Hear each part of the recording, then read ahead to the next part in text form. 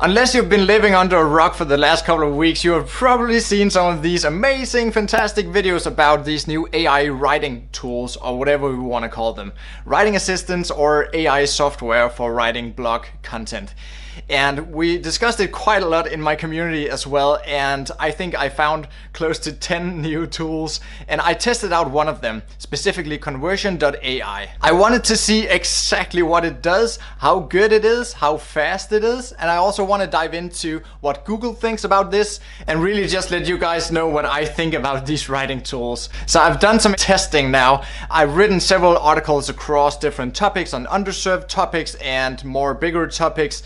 And I also watched a 1-hour tutorial from the CEO behind Conversion.ai to make sure that I use it the way they want me to use it. But really, when I watched that video, it showed exactly how somebody took an existing article, pumped it into the system, had it reworded or spin it like we would usually call this, and then have a similar article with the same facts just presented in a new format, or with other wording around it, you can say. So that's not what I wanted to do, because I don't like to go around and copy other people's content, and I don't think that's what Google wants us to do either. We will come back to that, because we know exactly what Google is looking for, and this is not it. So I wanted to do it a little differently. I wanted to have the AI tool write without me feeding it the exact facts or giving it just an article sort of to copy. But I did give it some very, very broad sentences and subheadings to go with, so it had like several ways it could take it. So I didn't want to corner it around a basic fact that might not be anywhere on the web, because of course these tools are just recirculating what's already there. But I wanted to see how good of a tool it is to actually produce some helpful context around some facts, and to see what it can really do. So I created an outline for this tool about Beethoven's childhood. I wanted to see how it could do with such a topic, because it's an artist that's talked about all over the web. There's a ton of information about Beethoven and where he grew up, what school he went to, what his parents did. So there's just a lot of information here for the tool to dive into online. I also made sure to specifically call him Beethoven and not refer to him in a third person like he or him or whatever, just to make sure that the tool knew exactly what this subheading was about, even though it should be pretty clear from the title. So I tried to give it some good stuff to work with here. Let's see what came out of this. So I'm inside the Conversion.ai long format writer here that you can have access to if you want to pay $99 per month and if you are invited to it. So a friendly person inside my community allowed me access to test this out as a member on his account here, because I signed up and I didn't get this pro editor. So I want to try and have this software here create an article about Beethoven's childhood.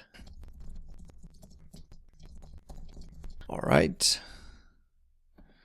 So it will generate different titles here. Beethoven's childhood, a look into his early life. Okay, we'll just go with this one. Great ideas. Let's see what it comes up with. So this is just the intro paragraph. The life of Beethoven has been the subject of many books and movies, but it's his childhood. Blah, blah, blah, blah, blah. I think this is fine. Open the editor. So now we have an introduction here. And now I just want to feed it a lot of questions here. So I'll give it this one. And if you add these two here, it will know that it's supposed to be a subheading. And then it can start composing here. Hit that and it will start writing. So it finishes off in the middle of a sentence. I'm not too happy about that, so I gotta delete something here. And 7 siblings. So I'll give it another subheading.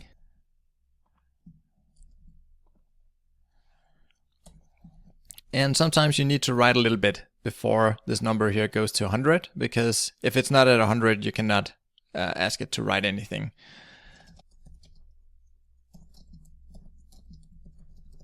All right, it's ready to compose. Let's hit the button.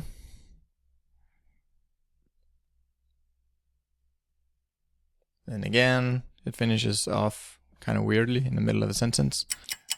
Okay, let's just grab this now and see how factually correct and how good this content here is. All right, so this is exciting. Let's put it to the exam here.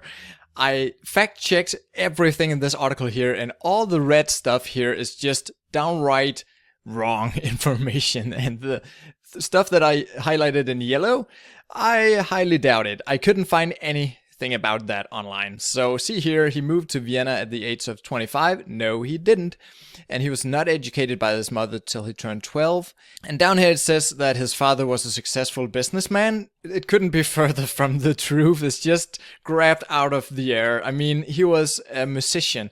And as soon as they ran out of the grandfather's money, they didn't have any more money actually. And also here again it says he started composing music at 22. But up here it says that he first started at 18. Both are wrong.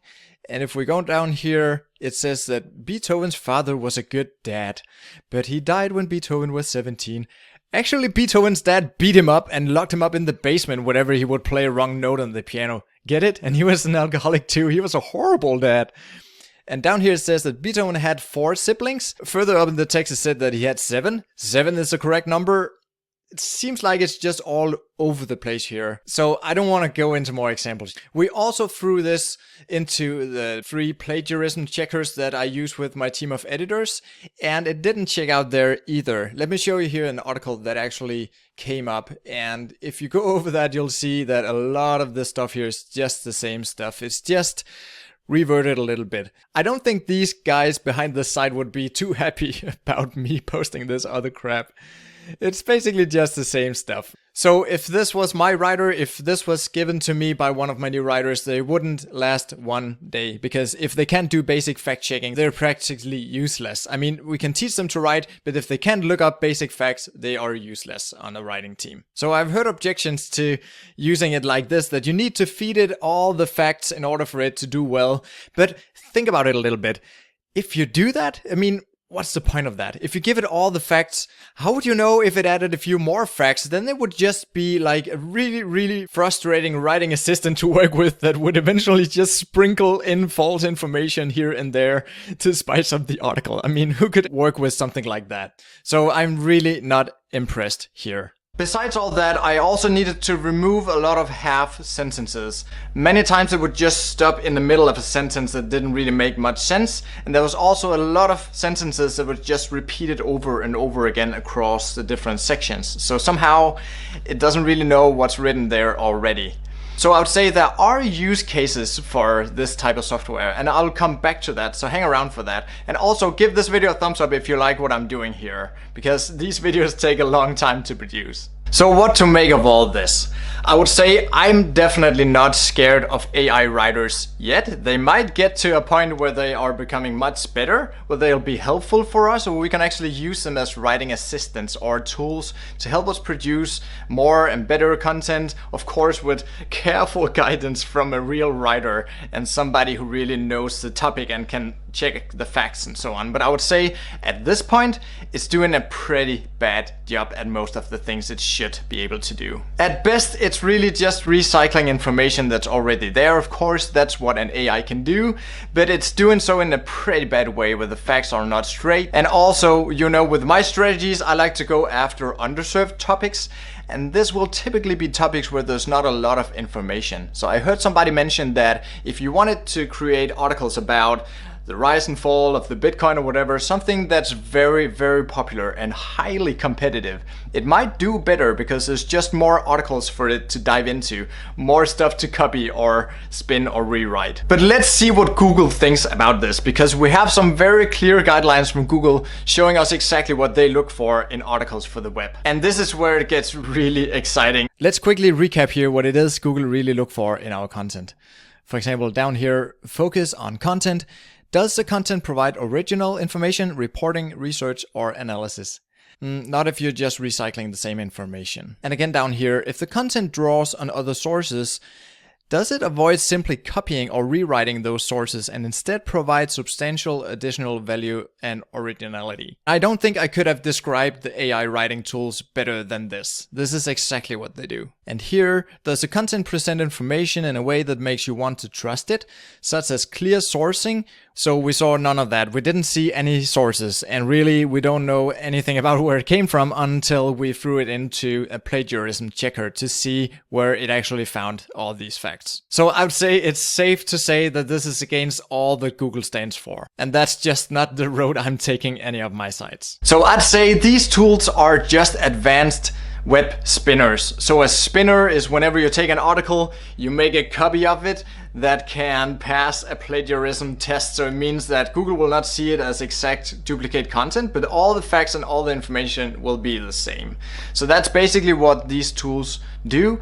And I would say it's just really just a next generation spinner. But let's talk about when these tools could be useful. So for example, if you wanted to write content where there just are no facts, for example, something like, why are guys bad at texting me back? Or why are guys doing this or that? You know, something that's purely subjective. There's just no right and wrong facts. The thing is with these articles or these type of articles, they typically suck when it comes to earnings from affiliate and ads, because if you're not talking about any products or anything where there's any facts, if it's just pure subjective opinion, there's not really anything for us to market, right? That also means that there's not really any products for the brands to show on your content. So ads also have very low earnings for content like this.